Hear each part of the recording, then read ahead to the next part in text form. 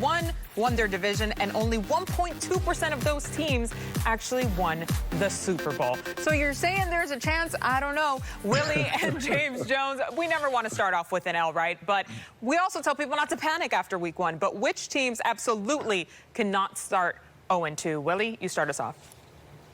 I'm going to start with the 49ers, and you're right, it's early, so don't panic. But the division is not slowing down for anybody. Everybody in that division is 1-0 so far, and it's a tough division. But when you look at the 49ers, George Kittle is banged up, okay? Deebo Samuel is banged up. Those are impact players. They just put Richard Sherman on IR. The defense, in my opinion, is solid. But the way they craft plays, the way they run the football, some of the things that they do show that we know they can power and control the trenches. But when it's time to throw the ball, offense can't continuously depend on Shanahan to call out and make the perfect play. Jimmy Garoppolo has to start making plays. He has to start throwing the ball down the field consistently. He has to start hitting open receivers when they're open.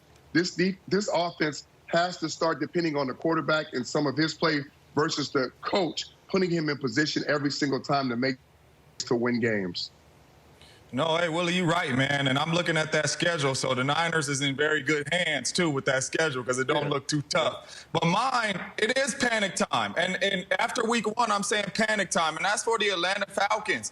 And that's because your coach was on the hot seat last year. Dan Quinn was on the hot seat last year. I picked him this year because I thought the Atlanta Falcons was going to be a much better team. I picked him to be my coach of the year. In this division, if you go down 0-2 in this division, it is going to be a tough climb back for you. So they cannot afford to go 0-2. And the reason why I'm hitting the panic button is because if you were thinking about firing your coach last year and you start off 0-2, somebody's antennas is going up and a change might be made. So the Atlanta Falcons have to find a way to beat the Dallas Cowboys and get this thing done and avoid going 0-2. Guys, last season, none of the 9 teams that started 0-2 made it to the playoffs. But 2 teams did pull it off in 2018. That was Houston and Seattle. So there is a chance. I wasn't lying. Okay. There were a lot of hot topics after this week's games, but one in particular regarding the Cowboys receiving corps, James Jones, had your Twitter fingers going off. Listen. He has a great quarterback here, and he has something he's never had. That's a receiving corps across the field. I mean, you got Amari Cooper, you got Mike Gallup who can take them deep, and then you got number 88, C.D. Lamb. This is a great, great offense. The best offense I think the coach has had, and the best offense that he's had to work with, and I think he'll do great things with it.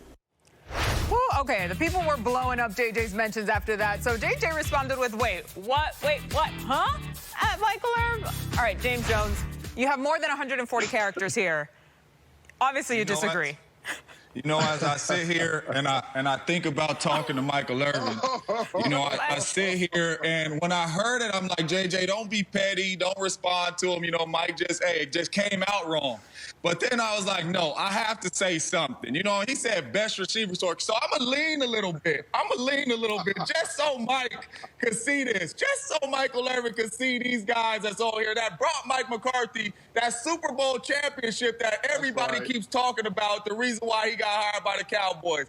Just look at those guys in that picture for a minute. The best, Mike? The best?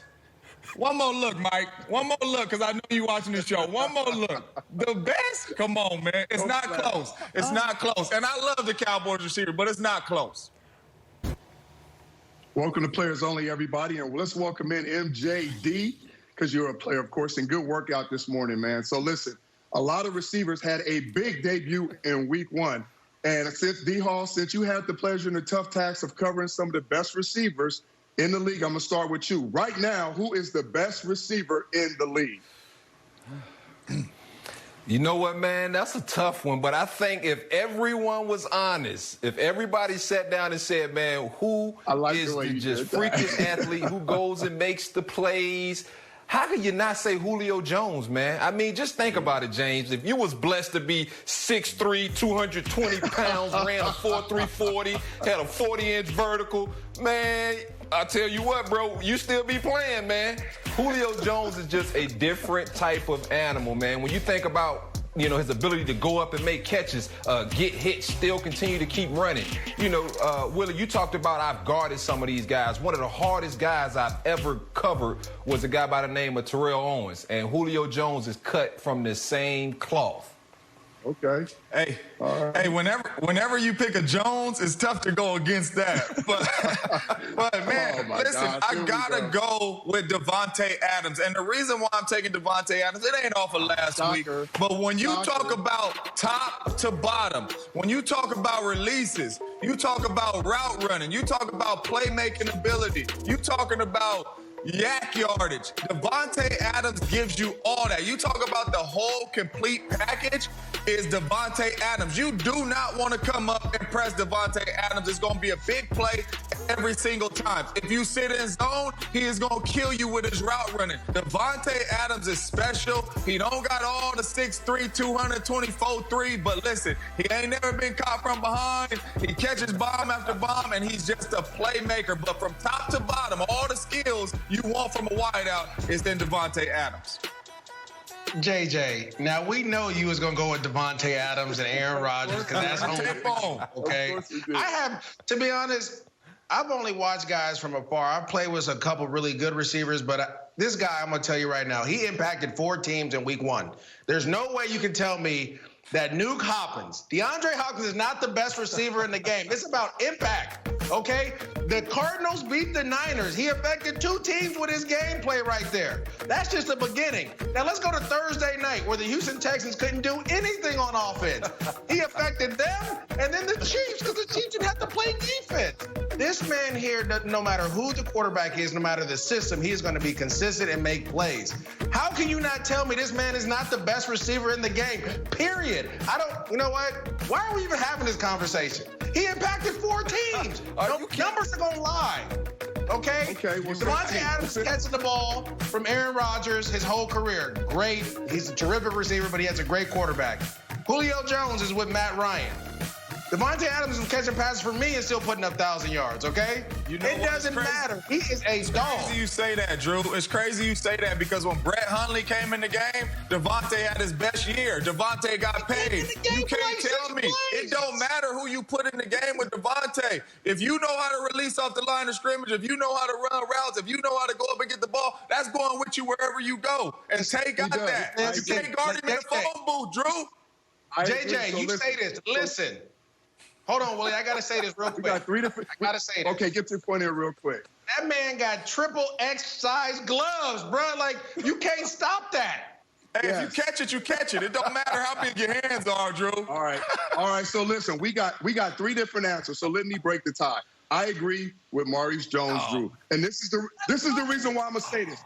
It's about getting the ball in the end zone, right, JJ? It's about touchdowns. Nobody has more receiving touchdowns since 2013 outside of Antonio Brown than DeAndre Hopkins, okay? And 5 out of the last 6 years, he's had 1,000 yards. He's had a reception from 10 different quarterbacks, okay? He's 3rd in receiving. He's 3rd in receptions in his career. When you talk about catch radius, acrobatic catches, getting open, no matter where you put the ball, no matter who's out there, he is making the plays. There's no denying that.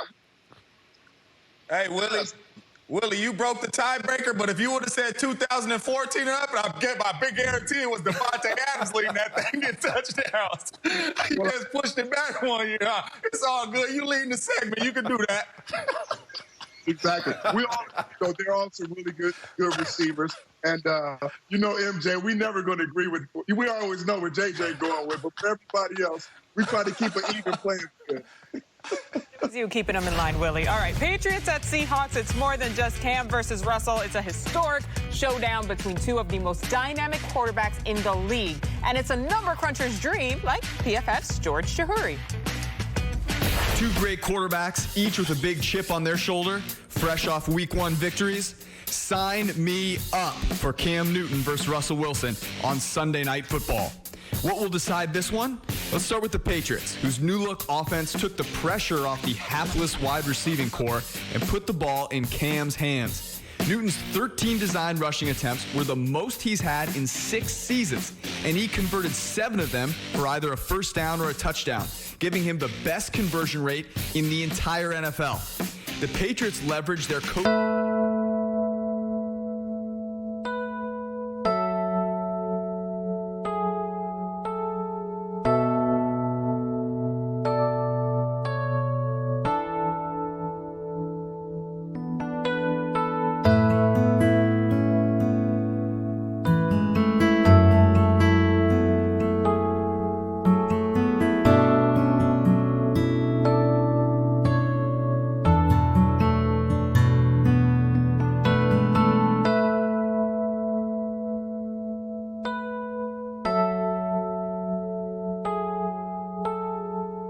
putting all 12 of his throws under pressure on target en route to a 113 passer rating under duress.